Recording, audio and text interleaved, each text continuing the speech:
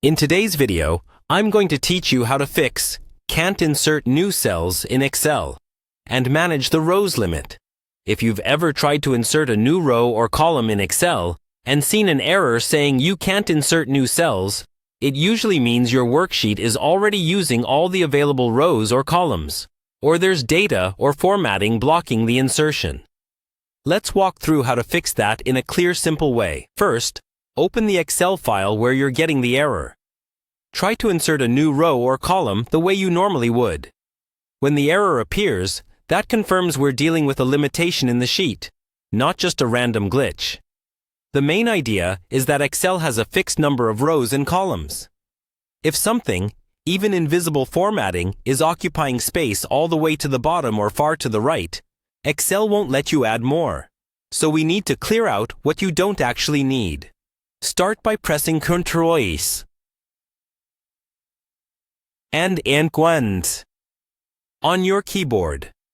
This takes you to what Excel thinks is the last used cell on the sheet.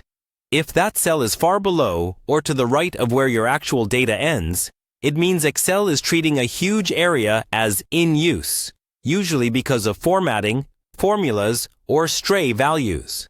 Look around that area.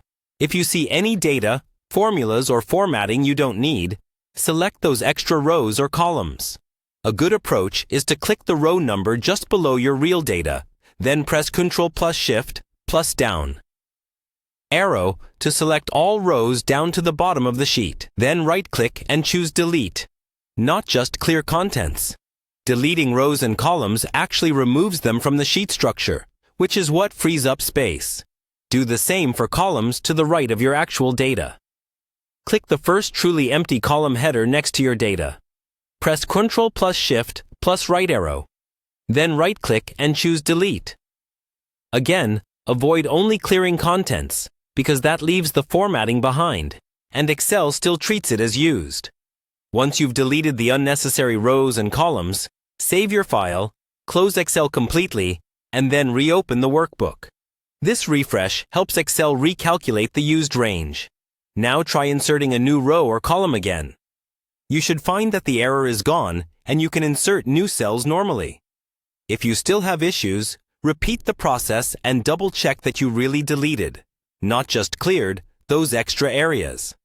By managing your rows and columns this way, you keep your workbook efficient and avoid hitting Excel's row limit in the future.